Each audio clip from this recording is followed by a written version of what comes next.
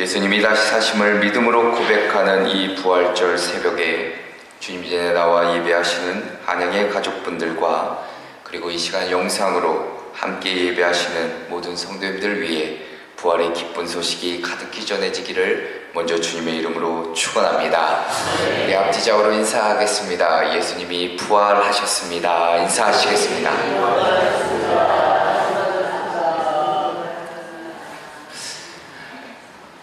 오늘 부활절을 맞아 우리가 함께 오늘 하루는 요한복음 20장과 21장의 말씀을 통해 새벽과 오전, 오후에 나누어 묵상하려고 합니다. 그 첫 번째 말씀으로 다시 비어진 무덤, 믿음이 깨어나다라는 제목으로 은혜를 나누려고 합니다. 기독교의 핵심은 십자가와 부활입니다. 십자가 없이는 부활도 없었을 것입니다. 그리고 부활이 없었다면 십자가 역시 아무런 의미가 없을 것입니다. 초대교회는 모두가 부활의 공동체였고 십자가의 복음, 부활을 자랑하였습니다.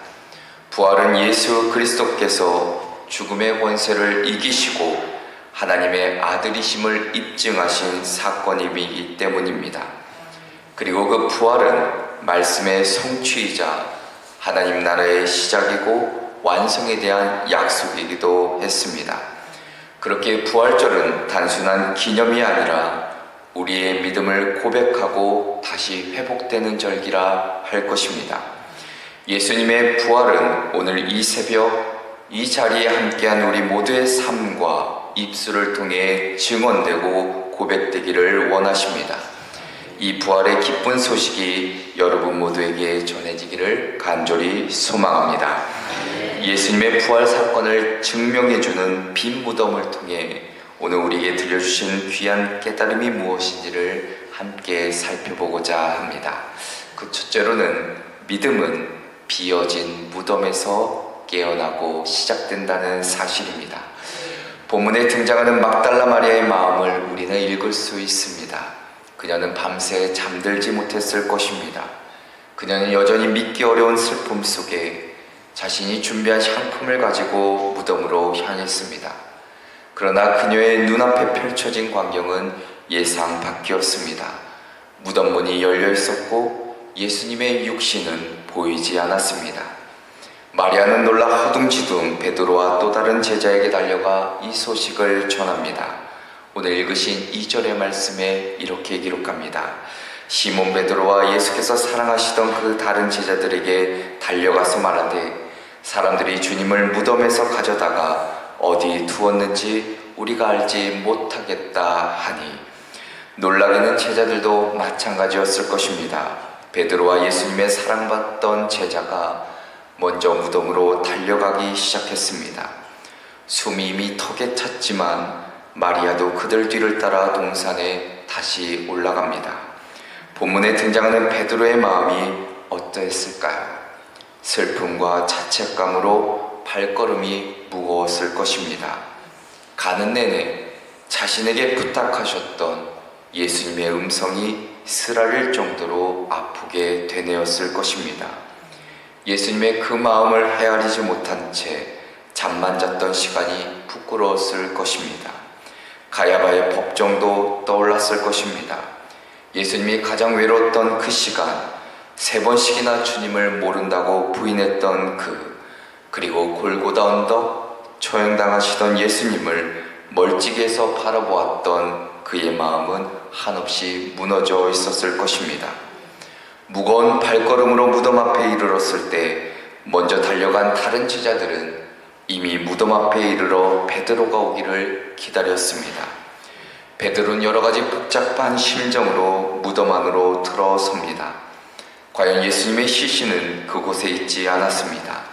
가지런히 놓여진 세마포와 머리를 싸맸던 수건은 그 무덤이 예수님 무덤임을 알려주었을 뿐이었습니다. 예수님의 시신이 없다는 것은 알아차렸지만 주님이 부활하셨다는 그 사실은 깨닫지를 못했습니다. 당황한 그들은 누가 먼저랄 것도 없이 집으로 돌아가게 됩니다.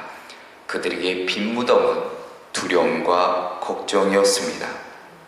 이와 같이 예수님이 십자가에서의 죽음은 제자들에게 소망을 잃어버리게 만들어 도망가게 하였고 숨게 만들었으며, 어떤 제자들은 다시금 갈릴리로 옛 직업이었던 고기 잡으러 떠나갔고, 어떤 제자들은 예루살렘에서 엠마오로 내려가게 됩니다.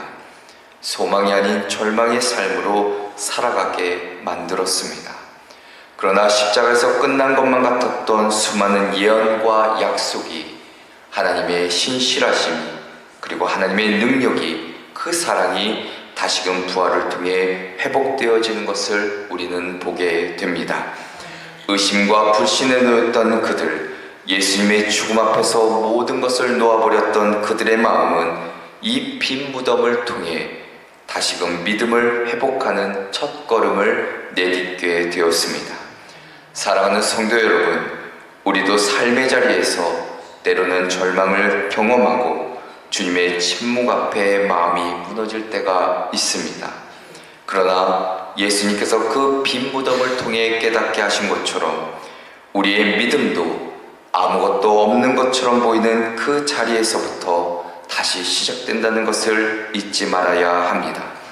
눈에 보이지 않아도, 손에 잡히지 않아도 하나님의 약속은 살아있으며 부활의 능력은 오늘도 우리 안에 역사하고 있다는 사실, 이제 우리도 다시 믿음의 첫걸음을 내딛는 부활의 이 새벽이 되시기를 주님의 이름으로 축원합니다. 두 번째는, 믿음은 말씀을 기억할 때 깨어납니다.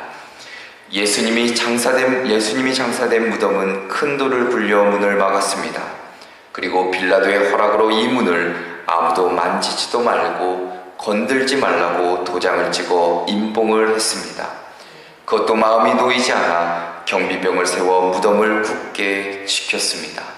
그러나 그 무덤 문이 열린 사건입니다.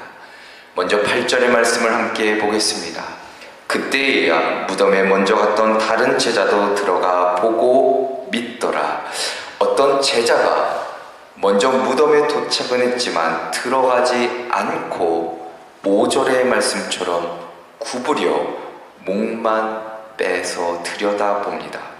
그리고 베드로가 나중에 와서 무덤 안으로 들어가니까 그때서야 베드로를 따라 들어가 보고 믿었다는 말씀이 기록되어 있습니다.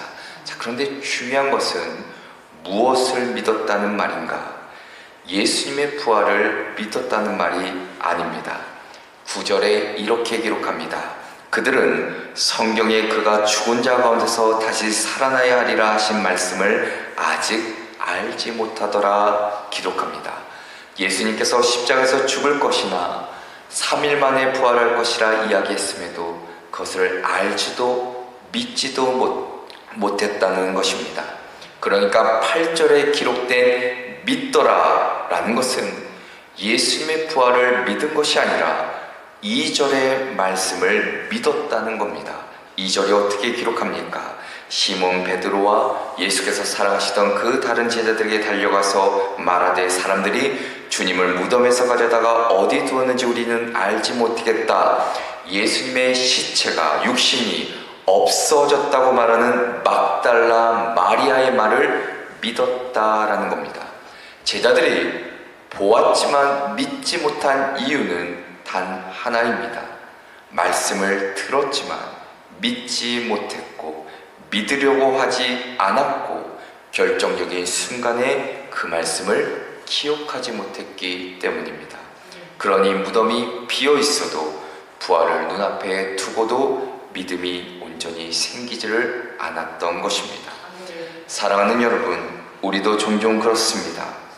하나님의 약속이 우리 삶에 분명히 나타나고 있음에도 말씀이 희미해질 때 우리의 믿음은 흔들리기 시작합니다.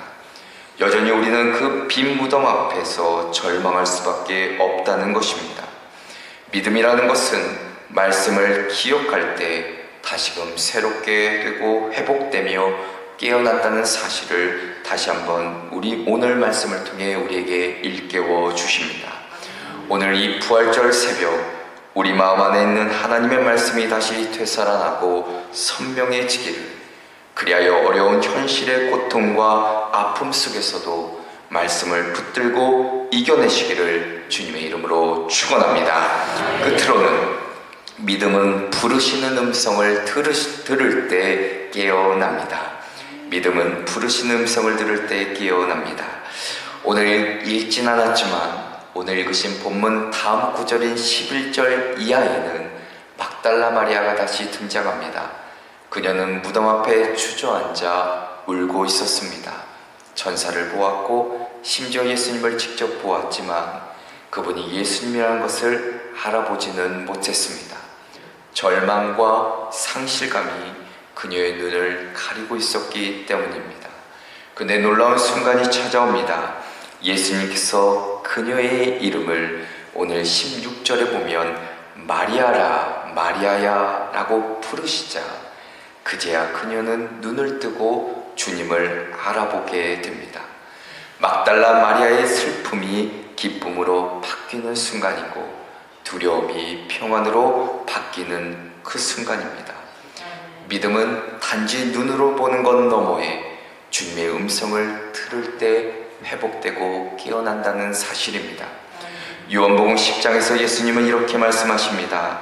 요한복음 10장 27절에 내 양은 내 음성을 들으며 나는 그들을 알며 그들은 나를 따르느니라 말씀하고 있습니다. 세상에는 수많은 소리들이 있습니다.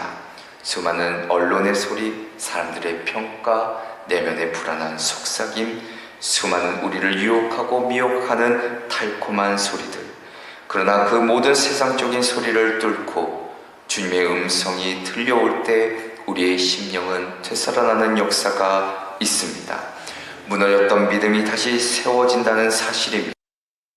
했던 우리의 시선이 다시 주님께 또렷이 구분되어집니다. 예수님은 오늘도 우리를 향해 우리의 이름을 부르고 계십니다. 아무개야 내가 살아났으니 두려워하지 말라. 부활하신 이 새벽 빈 무덤 앞에 우리는 함께 서 있습니다. 베드로와 요한이 달려왔던 그곳, 마리아가 눈물 지며 통곡했던 그곳, 주님의 음성을 들었던 그곳, 오늘 이 자리가 바로 그런 믿음의 회복의 자리가 되기를 간절히 소망해 봅니다. 예수님은 지금도 우리 가운데 살아계셔서 부활의 능력으로 우리를 인도해 주실 뿐만 아니라 늘 우리를 향해 말씀하고 계심을 잊지 않으시는 저와 여러분 되시기를 주님의 이름으로 축원합니다.